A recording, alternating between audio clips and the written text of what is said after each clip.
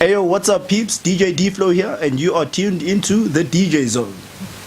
So over the years, I've been asked a lot by a lot of people to teach them how to DJ and where they can begin. So this is basically the reason or the purpose for this video.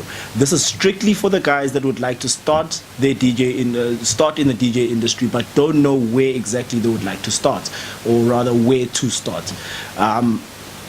This will actually give you a guide through from beginning right through to where you are actually either a professional DJ or you actually have the skills to become a professional DJ. It goes without saying that this is not an easy task, as easy as it may seem when you're at a club seeing a DJ doing what he's doing at a club, or just doing his thing there. It's not as easy as that. There's a lot of things that you need to learn before you can actually get to that stage, and this is the whole purpose for this video. I'm going to be taking you through a couple of points in this first video. This is going to be strictly a theoretical video, just to explain to you where you can begin and what are the important things that you need to know before moving forward. Like anything, you do need to do a lot of research so that you understand where this all began firstly, and how it evolved to what it is today. That'll give you a lot of good background and a lot of good information as to the certain things that are very important for you to learn.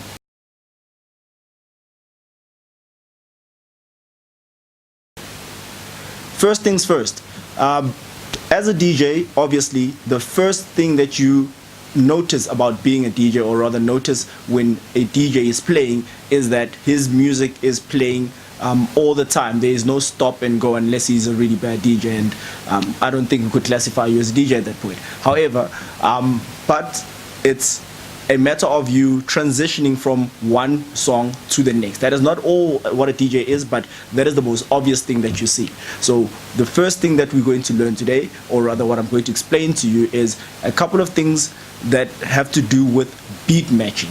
What beat matching is you transitioning from one song to another. There are a lot of factors that you need to put into consideration during that transition, and this is exactly what I'm going to be explaining to you right now.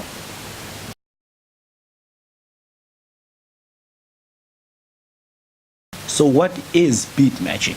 Beat matching is exactly what it sounds like. You are matching two different beats together, meshing them together or mixing them together, whatever term you would prefer. However, it's just transitioning, a smooth transition from one song to the next. So having a continuous flow of music throughout the time of your mixing. So it's from one song to the next and vice versa as you are in your set. So it's basically matching the two tempos of the songs, making sure that the two tempos are exactly alike, so that when you mix it, there is no overlapping of beats and so forth, where at the end of the day, what we call it, kingi, pere, horse, whatever you want to call it, Delvin July. Doesn't really matter, but it doesn't sound good at the end of the day. So first and foremost, under your beat matching, you need to understand that it's not only about just mixing the songs. Yes, it's about mixing the songs in general. However, there are other things that you need to look at. For example, like your song selections. You need to know your music. If you know your music, you will know the song selection, and you will actually train your ear with the tempos, the change in tempos. So each and every song has its own tempo. Yes, there are songs that do have the exact same tempo. However, there are also songs that don't have the same tempo, because of course there are different composers or different producers, and they choose what tempo they would like that song to play at.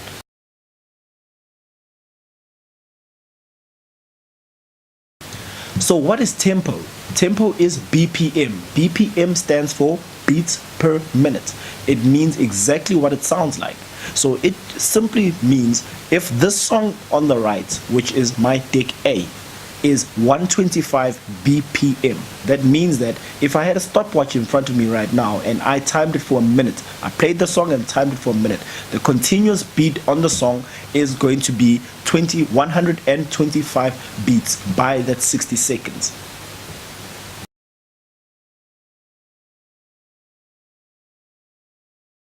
The last thing I'd like to touch on is you knowing how to count your beats. Counting your beats is very vital when it comes to beat matching, because knowing how to count your beats will help you know exactly when to mix your next song in. So how do you count your beats, and how do you know exactly when to start mixing your next song? We have something called time signature. Time signature is basically, in basic terms, is how many beats are within one bar. Now, most of the music that we play in clubs, and most of the music that you'll most probably play, such as R&B, dance music, or hip-hop, for example, 95% or if not all of it has the same time signature of 1 2 3 4 1 2 3 4. That is 4 beats in one bar. Now, for example, let's look at dance music. Dance music has a certain time where there is a musical change in it, either at 16 beats or at 32 beats. That translates to 16 beats translates to 4 bars, 32 beats, 8 bars. So if you know how to count and jump on the one, which is the one is basically your first bar, your first beat in your first bar. So once you know how to mix from your first beat, your mix is going to sound 100% professional. I hope this video has been informative. Just ensure that you hit the subscribe button, and also ensure that your alerts are on, so that when I do upload my next video, you are able to get it first. And like I said, we're going to be moving on to some practical stuff now. I'm just showing you on the equipment how or what I was talking to you about right now. You can also find me on Facebook. Just look for the link somewhere down here. I'm going to just paste the link down there, as well as on Instagram. See you guys next time.